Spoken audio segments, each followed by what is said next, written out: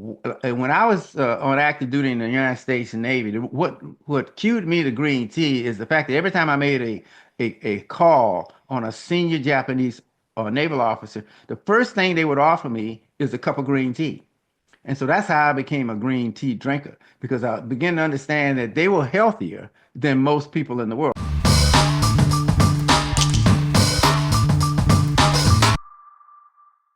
Hey, everybody, welcome back to the Brewer Report. Today, we are going to talk about the health benefits of green tea. A lot of people know about green tea. You see it at your office. You may see a little packet of green tea. I know I used to consume that quite a bit. But there are actually different kinds of green teas, and we're going to talk about that, particularly matcha green tea. But there are so many great health benefits with green tea that we really want to hit on. But as always, anything we talk about is just based on our own research that we have done. We're very knowledgeable about what we talk about, but always consult your health provider regarding any type of particular issues you may have. Just always remember that. Always talk to your doctor. But let's get going. So let's talk first about the science of green tea. My father will get into that. Okay, green tea has a very interesting antioxidant, which is called epigallocatechin gallate. But don't try to remember all of that. One of the things I learned in the Navy is that we would break down technical terms into what we call acronyms. So the acronym would be EGCG. It's a powerful antioxidant in green tea. It helps you with your cognitive ability. It helps fight cancer, cardiovascular disease, weight management, blood sugar control, liver protection. It's anti-inflammatory. It is an elixir. And there's also something else in it called L-theanine, which is an amino acid. Now, to break that down, I always try to remember the way I remember L-theanine is by referring it to one of my favorite professional football players, Lawrence Taylor. We used to call him LT. So I can remember LT And we know simply you by love football, so football's your thing. Oh yeah. So you pick some LT that you like, but that improves sleep quality, reduces stress and anxiety, and it also boosts your mental clarity. So this is a powerful tea. So, but the best version of it is the actual matcha green tea, which is the actual tea leaves. So you're actually consuming the actual tea leaves. Dr. Greger on nutritionfacts.org makes a very good analogy between regular bag green tea and matcha green tea, which is the actual powder. He said bag green tea is just like drinking the actual if you were cooking greens, you would only drink the pot liquor or the broth. We call it pot liquor down here in the South. I'm sorry. And so you would only drink the broth, but you would be missing all of the other ingredients in the fiber. So the same thing with bag green tea. You're not getting quite as much of the antioxidants and other things that you would if you drink the entire leaf, which is the actual ground powder.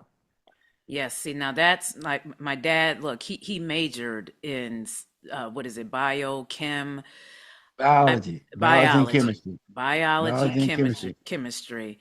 I was horrible in science, so I'm glad he handled that.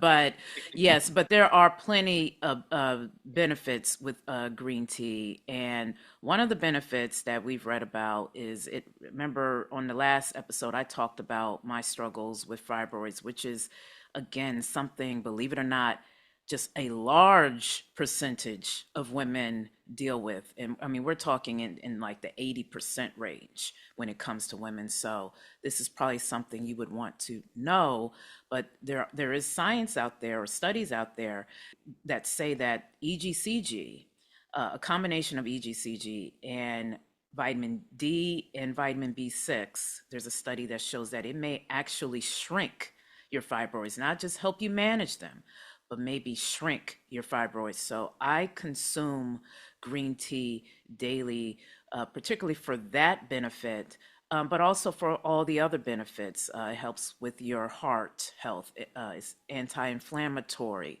brain functions, all those things. It can help, and other things I'm sure my dad will mention. And there was also another study which my dad has mentioned about reducing your risk of breast cancer. Dad, you can get deeper into that. Okay, breast cancer is a biggie, especially for women. It was a 2009 study of 1,000 Chinese women that found out that the Chinese women who were consuming green tea and mushrooms daily had an 89% reduced risk of breast cancer. Again, we only provide you with the studies. You know, this is not an opinion. These are the actual studies.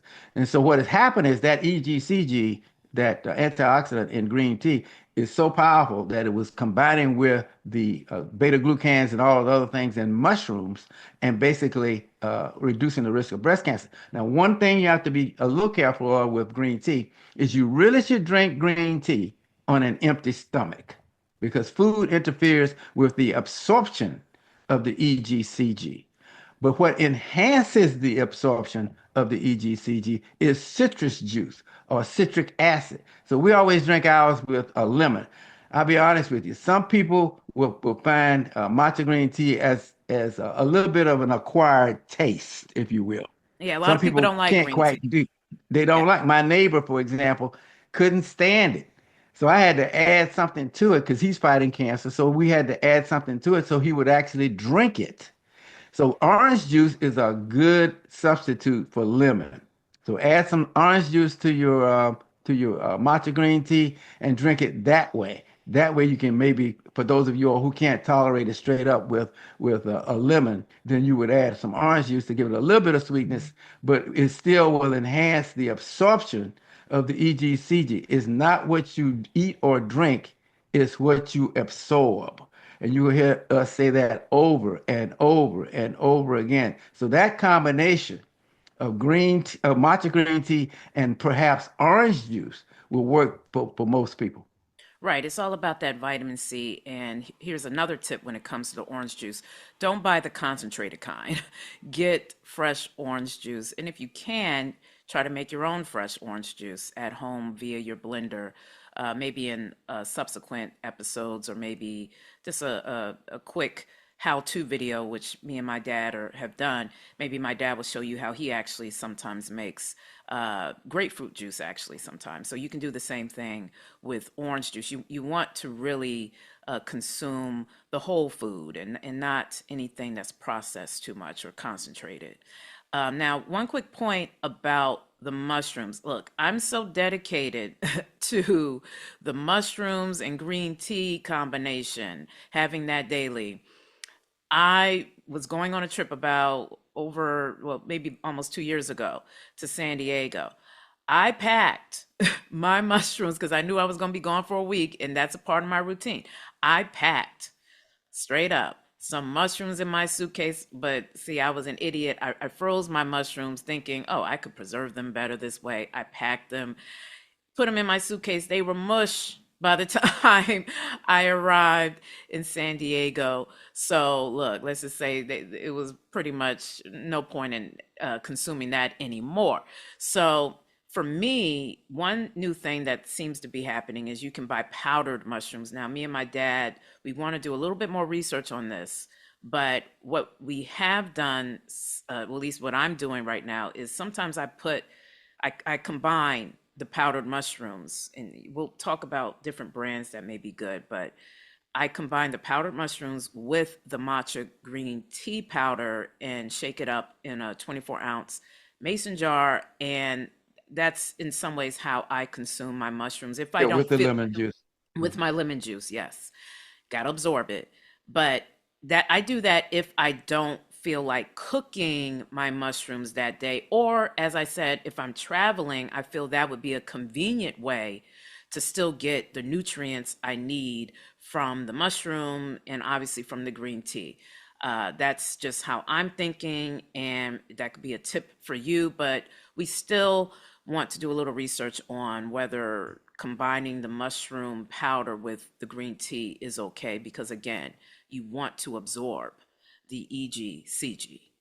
Right. And if you eat the mushrooms with the green tea, it may interfere with the absorption of the EGCG. So you would want to wait at least an hour before eating those mushrooms. And what they found is that the EGCG actually stays in your system and peaks at about 1 to 2 hours anyway. And it actually stays in your system for about 3 to 5 hours in a significant amount. And then after that, it starts to dissipate. But it actually, some EGCG is still in your system after 24 hours. But if you're going to eat it, I think we're going to have to do a little bit more research on that. But I think that you will be fine eating mushrooms about an hour after you had your green tea. Right. And you can always, again, have your powdered mushrooms. Again, if you're traveling and don't want to travel with whole mushrooms, you can put the powdered mushrooms in a glass of water or maybe some juice and drink it that or consume it that way.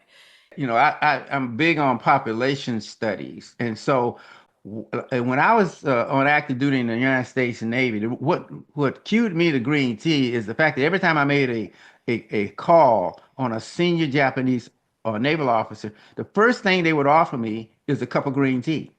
And so that's how I became a green tea drinker because I began to understand that they were healthier than most people in the world. In fact, Japan ranks anywhere from two to number four in terms of life expectancy.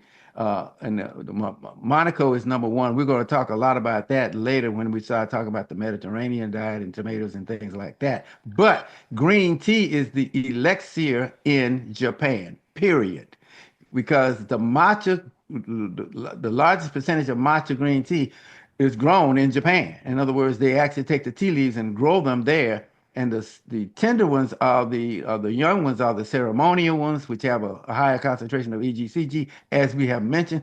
But that's called the first harvest, and then the second harvest is the more mature leaves. But as we've already emphasized, we have found a version of it on the culinary side that's a lot somewhat cheaper, obviously, than the ceremonial tea, and you can buy those. The key is you want to absorb the antioxidant. That's the key. Sure, we want you to enjoy it, but that's the real key here because your health is going to be driven by the absorption of the antioxidant. And when you add that citrus juice, you enhance that absorption up to 70%. Right, because look, nutrition is a complete science. It's very complicated. In fact, a lot of doctors don't even understand nutrition.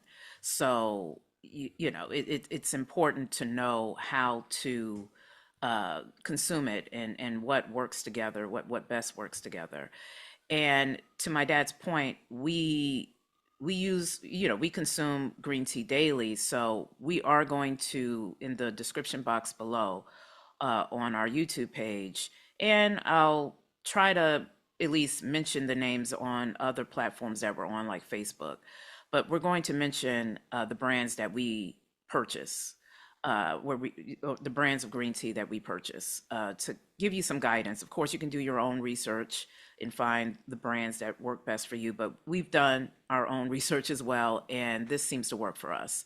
The green teas that we'll mention in the description box. And note that for some of the links, we may get it's affiliate links, so we may get paid for if you were to purchase it from those links. But I just have to be open about that.